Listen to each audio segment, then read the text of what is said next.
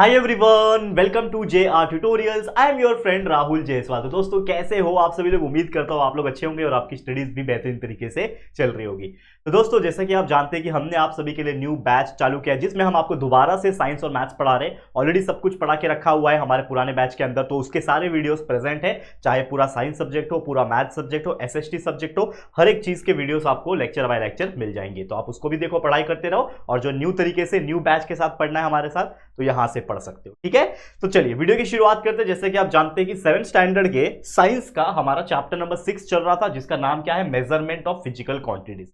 ये चैप्टर हमने स्टार्ट किया हुआ है, ऑलरेडी एक लेक्चर हमने कंप्लीट कर दिया था। अब सेकंड लेक्चर की अगर मैं बात करूं तो सेकंड लेक्चर में हम क्या देखने वाले हैं, तो अगर एक क्विक रिकैप हम बताएंगे आपको कि भाई फर्स्ट लेक्चर में क्या था कि भाई जो मेजरमेंट होता है ना फिजिकल क्वांटिटीज का, वो होता क्या है। तो what do you mean by physical quantities, हमने लेक्चर में बताया था आपको कि फिजिकल क्वांटिटीज मतलब क्या होता है। कोई भी चीज को हम लोग जैसे डिस्टेंस हो गया, ठीक है, स्पीड हो गया, टाइम हो गया, टेम्परेचर हो गया, these are all are the physical quantities. तो उसको कैसे हम लोग मेजर कर सकते हैं, उसके यूनिट्स कौन कौन से थे। हमने देखा था कि एमकेएस सिस्टम था, that is metre kilogram and second का सिस्टम था। उसके बाद सीजीएस सिस्टम देखा, सेंटीमीटर ग्राम और सेकंड का सिस्टम। उसके आगे की जो चीजें हैं कि और भी क्या होता है, इंटरनेशनल सिस्टम कैसा होता है, ये सब चीज देखेंगे और ये चैप्टर को आज कंप्लीट करेंगे। तो हमारे साथ इस वीडियो के एंड तक देखना, काफी छोटा वीडियो होगा, जल्दी जल्दी ये चैप्टर कंप्लीट हो जाएगा। तो चलिए शुरू करते हैं आज का पहला टॉपिक जो कि है दोस्तों फंडामेंटल क्वांटिटीज।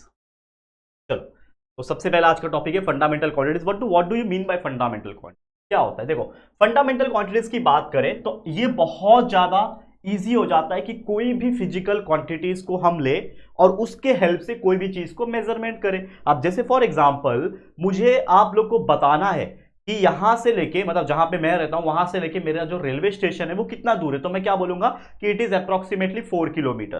तो मैं क्या यूज कर रहा हूं, 4 किलोमीटर। लेकिन ये 4 किलोमीटर है क्या, it is a distance, and distance ये क्या है, आपका फिजिकल फंडामेंटल क्वांटिटी हो गया।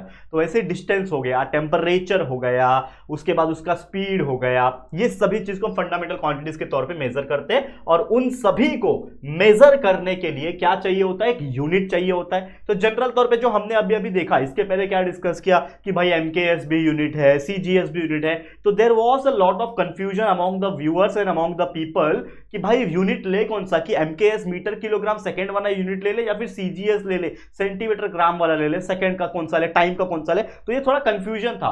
तो ये जब बहुत सारे साइंटिस्ट या फिर जो फिजिसिस्ट थे वो जब ऑब्जर्व कर रहे थे तो उन्होंने एक चीज क्या बोला कि जो भी हमारे फंडामेंटल क्वांटिटीज रहेंगे, फिजिकल क्वांटिटीज रहेंगे, उसकी जो यूनिट्स होंगे उसको हम क्या कर सकते हैं, स्टैंडर्डाइज कर सकते हैं। तो उन्होंने क्या किया, it is enough to select a few, कुछ ऐसे यूनिट्स से उन्होंने क्या किया, कुछ ऐसे यूनिट्स को, बहुत सारे जो क्वांटिटीज होते हैं, बहुत सारे ऐसे क्वांटिटीज होते हैं, उनको स्टैंडर्डाइज किया और उनके यूनिट्स को भी स्टैंडर्डाइज किया। एग्जांपल के तौर पे the units of quantities length and time. आपको पता है लेंथ क्या है, length is nothing but distance. Time क्या है, कितना टाइम बताता है। ठीक है, तो ये सब चीज को तो बहुत जरूरी था स्टैंडर्डाइज करना, क्योंकि मान लो कि अगर मैं बोलूंगा कि यहां से यहां का 1 किलोमीटर है, कोई बोलेगा कि नहीं मीटर में, कोई बोलेगा नहीं इंचेस में है, कोई बोलेगा कि नहीं 10 कदम में चला उसके हिसाब से डिस्टेंस है। तो पहले तो मेजरमेंट ऐसे होते थे क्योंकि लोगों को पता नहीं था कि what is the exact and what is the standard protocol which we have to follow. तो कुछ ऐसा था नहीं, लोग जैसा मर्जी होता था वैसा अपना डिस्टेंस फॉलो करते थे। लेकिन हम आज के डेट में क्या बोल सकते हैं, टुडे हम क्या बोल सकते हैं कि हम एक यूनिट्स जो भी होंगे, खासकर इंपॉर्टेंट यूनिट जैसे कि एग्जांपल के तौर पे लेंथ और टाइम, ये सब को हम लोग क्या करेंगे, स्टैंडर्डाइज करेंगे। और ऐसे क्वांटिटीज को ही क्या कहा जाता है, फंडामेंटल क्वांटिटीज कहा जाता है। याद रहेगा, ऐसे क्वांटिटीज को क्या किया जाता है, फंडामेंटल क्वांटिटीज। और उनका जो यूनिट्स होता है, फंडामेंटल क्वांटिटीज के प्रॉपर यूनिट को ही हम लोग स्टैंडर्ड यूनिट्स कहते हैं। जैसे लेंथ का मीटर हो गया, ठीक है, टाइम का सेकेंड्स हो गया, तो ये सब चीज होते हैं उसके स्टैंडर्ड यूनिट। समझ में आ गया, क्लियर, ओके। नेक्स्ट टॉपिक क्या है हमारे पास, इंटरनेशनल सिस्टम ऑफ यूनिट। जैसे मैंने बोला कि चलो इंडिया में या फिर कहीं पे भी आसपास में चलो ये चीज समझ में आ जाएगा, लेकिन इंटरनेशनल लेवल पे तो और कंफ्यूजन हो जाएगा।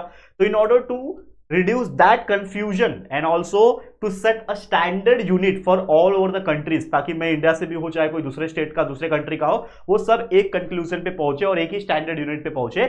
इसीलिए ये इंटरनेशनल सिस्टम ऑफ यूनिट को डिजाइन किया गया। तो सिस्टम इंटरनेशनल बोला जाता है। एसआई का फुल फॉर्म क्या है, सिस्टम इंटरनेशनल यूनिट। एसआई मतलब सिस्टम इंटरनेशनल यूनिट। बहुत सारे लोग इसको इंटरनेशनल स्टैंडर्ड यूनिट भी बोलते हैं, आईएस यूनिट ऐसा, बट नॉर्मल तौर पे आप क्या बोलोगे, एसआई यूनिट।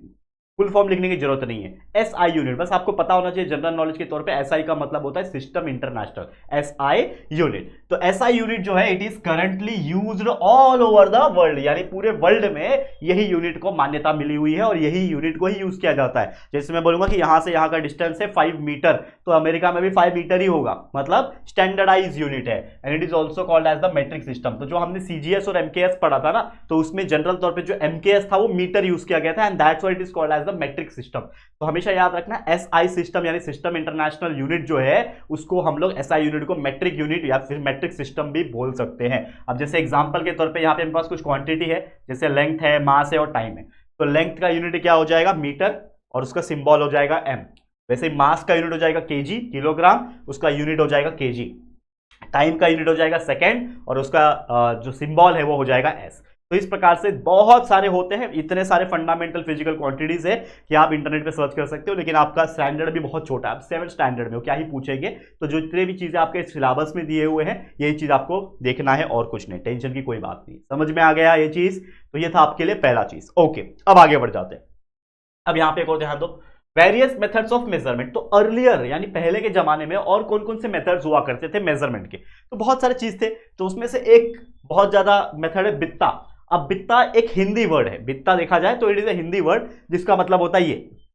अगर मान लो कि यहां से लेके मुझे यहां तक का डिस्टेंस निकालना है, तो मैं क्या बोलूंगा कि ये मेरा एक बित्ता है। देखिए, देख रहे हो ये क्या है, मेरा एक बित्ता। तो हम लोग यूजुअल तौर पे बचपन में अपने गोटियां खेली क्या, गोटियां, तो वही बित्ता बोलते थे हम लोग, तो वो बित्ता से माप करते थे। तो पहले के जमाने में जब ऐसा कोई स्टैंडर्ड यूनिट या फिर कोई डिवाइस, कोई इंस्ट्रूमेंट्स नहीं होता होगा, तो लोग क्या करते होंगे कि मान लो कि मुझे इस डिजिटल बोर्ड का यूनिट मापना है, या फिर मान लो कि मुझे इस पॉइंट से लेके यहां तक का मेजरमेंट मापना है, तो मैं क्या करूंगा, बित्ता ले लूंगा। हाँ, इधर से इधर एक बित्ता हो गया, ये 2 बित्ता हो गया, और ये 3 बित्ते में थोड़ा कम, या फिर 3 बित्ता हो गया। तो हम लोग क्या बोलेंगे, the length of this 2 points is nothing but 3 बित्ता।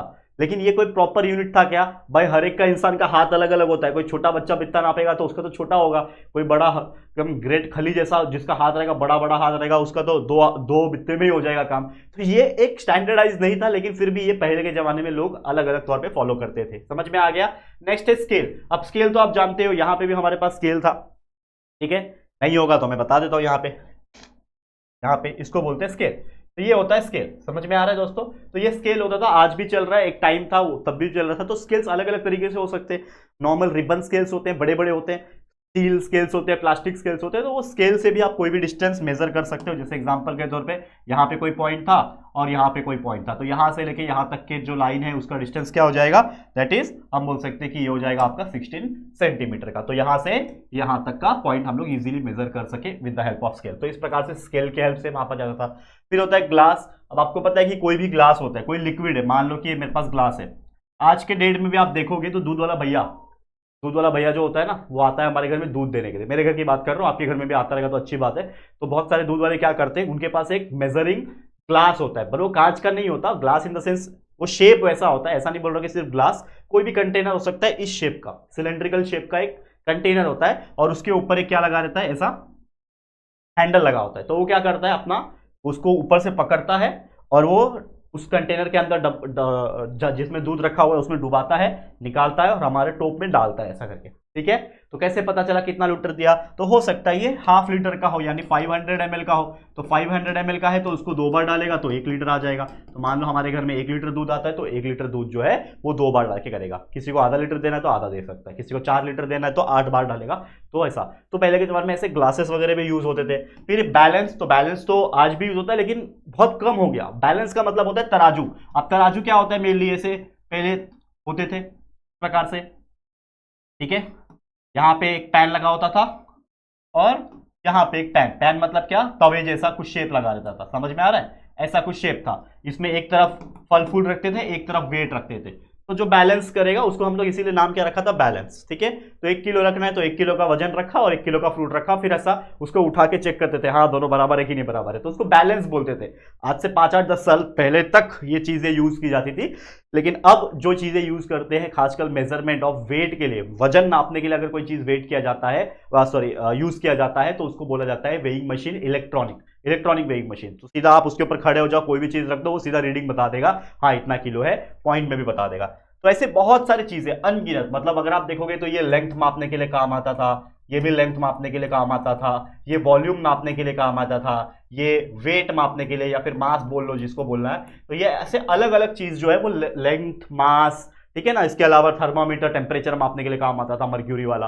अभी तो इलेक्ट्रॉनिक भी आ गया है। तो ऐसे कई सारी चीजें होती थी जिससे मेजर किया जाता था, ठीक है। अब ठीक है, मेजर तो किया जाता था बच्चे, ये तो हम लोग को समझ में आ गया। लेकिन ये जो एक्यूरेट मेजरमेंट है, हम कोई भी चीज को मेजर करते हैं तो एक्यूरेट मेजरमेंट है, उसका क्या इंपॉर्टेंस है, मतलब कोई भी चीज को एकदम एक्यूरेटली क्यों मापा जाना चाहिए। जैसे मैं आपको पूछता हूं कि बच्चा आपके परसेंटेज बताओ, तो आप बोलोगे कि सर 90% आया, तो आप क्या बोलोगे 90%, लेकिन एक्चुअल में आपको आया होगा 89.12। आपको कितना आया होगा 89.12% आया है, और आप क्या मुझे बोल रहे हो, आप मुझे बोल रहे हो कि सर मेरे 90% आ रहे हैं, ठीक है। और आपके कॉलेज में, यानी आप 10th में इतना परसेंट स्कोर कर रहे हो और 11th में जाने के लिए कॉलेज में आपको चाहिए होते हैं एग्जैक्टली 90%। एडमिशन के लिए कट ऑफ होता है इतना, अगर 90% आएगा तो ही। तो मैं पूछूंगा बच्चा 90% तो आ गया, आपको एडमिशन मिल जाएगा, फिर भी आपको एडमिशन नहीं मिला, क्यों? क्योंकि आपका परसेंट तो 89.12 था। तो ये पॉइंट में भी जो डिफरेंस आया, अगर आपके पास यहां पे अगर मान लो ये 89.92 भी होता तो भी ये 90% नहीं काउंट होता। क्यों? क्योंकि इसमें भी 0.08 की कमी है। यानी कहीं ना कहीं अगर मैं बात करूं तो आप लोग का मेजरमेंट कोई भी चीज में हो, चाहे वो लेंथ में हो, चाहे वो टेम्परेचर में हो, कोई भी चीज में हो दोस्तों, वो क्या होता है, एक्यूरेट होना चाहिए। और अगर एक्यूरेट नहीं है तो उसमें फिर गड़बड़ हो सकती है। तो क्या इंपॉर्टेंस है? पहला importance, appropriate device has to be used for measurement. यानी कि अगर आप मेजरमेंट कर रहे हो तो आपका जो डिवाइस है वो एप्रोप्रिएट होना चाहिए, तब जाके आपको एक्यूरेट मेजरमेंट मिलेगा। और इंपॉर्टेंस क्यों है? क्योंकि भाई हमको चाहिए क्या, हमको एक्यूरेट डिस्टेंस चाहिए। मान लो कि आपने देखा होगा कि मेरी बिल्डिंग खड़ी है या फिर कोई घर आपने बनाया हुआ है, लेकिन वो घर आपने सिर्फ 10 सेंटीमीटर, जो कि इतना होता है, 10 सेंटीमीटर इतना होता है, तो आपका जो भी घर का जगह है उस घर के जगह का 10 सेंटीमीटर ज्यादा आपने दीवार लगाया हुआ है, बाउंड्री बनाया हुआ है, तो बीएमसी वाले आके आपका तोड़ सकते हैं। मतलब जो म्युनिसिपल कॉर्पोरेशंस होते हैं या फिर जो ग्राम पंचायत वाले थे, उनका हक होता है वो तोड़ सकते हैं। क्यों? क्योंकि आपने उससे ज्यादा जगह बनाया। तो सोचो सिर्फ 10 सेंटीमीटर का आपने गड़बड़ कर दिया मेजरमेंट में, तो भी आपका पूरा घर को तोड़ सकते हैं वो लोग। तो ऐसे बहुत सारी चीजें होती है, चाहे वो मैं परसेंटेज की बात कर रहा था, टेम्परेचर के केस की बात कर रहा था, कोई रीडिंग्स की बात कर रहा हूं, तो उस केस में चाहे वो डिस्टेंस हो, मास हो, टाइम हो, टेम्परेचर है, इसमें सभी के सभी जो एक्यूरेट मेजरमेंट की जरूरत होती है वो बहुत इंपॉर्टेंट होता है, as per the conditions, as per the चीजें। अब जैसे स्पोर्ट्स है, अब कोई अभी अभी आपको पता है कि ये हुआ था, क्या बोलते हैं उसको, ओलंपिक्स हुआ था। तो हमारे जो नीरज चोपड़ा थे, जो जेवेलियन थ्रो करते हैं, उनको सेकंड प्राइज मिला। तो उनका समथिंग 89 पॉइंट समथिंग कुछ आया था, मुझे एग्जैक्ट याद नहीं है, आप लोग कमेंट करके बताना एग्जैक्ट कितना था। 89 पॉइंट समथिंग कुछ आया था। और जो फर्स्ट जो था, पाकिस्तान का जो फर्स्ट था, उसका कुछ 90 पॉइंट समथिंग कुछ आया था। तो आप देखोगे तो ज्यादा फर्क नहीं है, ठीक है। तो अगर ऐसा होता कि भाई जो चेक करने वाला है उसने गड़बड़ की होती, मापने में, मेजर करने में गड़बड़ की होती, तो फर्स्ट कौन आ जाता? हमारा नीरज चोपड़ा फर्स्ट आ जाता। लेकिन ऐसा हुआ कि नहीं। तो वहां पे जो भी बैठे हैं, अंपायर्स बैठे हैं या फिर रेफरीज जो बैठे हैं, वो प्रॉपर तरीके से मेजरमेंट कर रहे हैं कि वो जेवेलियन कितना दूर जाके गिरा, यानी लेंथ जो है वो प्रॉपर मेजर किया जा रहा है, और इसीलिए डिसाइड हो रहा है कि कौन फर्स्ट आ रहा है, कौन सेकंड आ रहा है। ये तो बहुत बड़े लेवल पे। तो ऐसे बहुत सारे स्पोर्ट्स कॉम्पिटिशन में, चाहे वो फुटबॉल हो, क्रिकेट हो, ओलंपिक्स हो, ऐसे कई सारी चीजों में इसका इस्तेमाल होता है। मेडिकल में इस्तेमाल होता है। अगर आपका जो ब्लड प्रेशर है वो मेजर कर रहे हैं, या फिर आप मान लो टेम्परेचर है, अब आपको पता है कि टेम्परेचर 100 डिग्री के आसपास रहेगा, तो मैं बोलूंगा कि मुझे बुखार है। लेकिन 97 98 रहेगा तो मैं बोलूंगा चलो ठीक है, मतलब चल जाएगा, ठीक है। तो वो टेम्परेचर कैसे मापोगे? थर्मामीटर से मापोगे, तो टेम्परेचर से ही पता चलेगा कि आपको बुखार है या नहीं है। इसके अलावा गोल्ड तो यार ग्राम में भी, मान लो कि आपने 5 ग्राम गोल्ड खरीदा, आपको पता है 5 ग्राम गोल्ड, या फिर चलो 10 ग्राम खरीदा। अब 10 ग्राम गोल्ड आज के डेट में 70 के आसपास मिल रहा है, 70,000 के आसपास मिल रहा है। आप बोलोगे 10 ही ग्राम तो है, 10 ग्राम तो इतना सा होता है, चलो 1 ग्राम और जोड़ दो, 11 ग्राम हो गया। तो 11 ग्राम आपने 70,000 में ले लिया, और एक्चुअल में उसका प्राइस 10 ग्राम का 70,000 है। तो कहीं ना कहीं किसको नुकसान हो रहा है? दुकानदार को नुकसान हो रहा है। तो ये बहुत सारी चीजें हैं जो प्रॉब्लम दे सकती है, ठीक है। सॉरी बच्चा, थोड़ा सा हेल्थ इश्यूज है, काफी ज्यादा कोल्ड हुआ है मुझे, बार बार नाक ब्लीड कर रही है, ठीक है। चलो नेक्स्ट, अब सेफ्टी के लिए भी इंपॉर्टेंट है भाई। सेफ्टी, कोई मशीनरीज है उसमें अगर कोई मेजरमेंट गलत आ रहा है तो मतलब कहीं ना कहीं प्रॉब्लमैटिक है। तो उसका सेफ्टी के लिए, उसके एफिशिएंसी काम करने के लिए और उसका इफेक्टिवनेस की वजह से ये सभी चीज बहुत ज्यादा इंपॉर्टेंट रोल प्ले करता है। किसके लिए? मेजरमेंट एक्यूरेट होने के लिए। और एक्यूरेट मेजरमेंट रहेगा तभी ये सब चीजें जो है वो अच्छी तरीके से वर्कआउट हो पाएगी। समझ में आ रहा है? क्लियर? चलते हैं एक आखिरी टॉपिक की तरफ इस चैप्टर का, जो कि है दोस्तों मेजर कॉजेस ऑफ एरर। ये वर्ड देखो क्या बोल रहा है, एरर इन मेजरमेंट। क्योंकि जैसे अभी मैंने आपको बताया कि कोई भी चीज को मेजर जब हम करते हैं, कोई भी चीज को मापते हैं, तो एक्यूरेट होना चाहिए। लेकिन कभी कभी ऐसा होता भी है कि वो जो मेजरमेंट होता है उसमें गड़बड़ी आ जाए, यानी एरर आ जाए। एरर का मतलब गड़बड़ी। तो क्यों होता है, उसके क्या क्या रीजंस हो सकते हैं? तो there are so many reasons, कुछ भी हो सकता है। तो एक एक करके उसके रीजंस को पढ़ते हैं। पहला रीजन ये है कि नॉट यूजिंग एप्रोप्रिएट डिवाइस।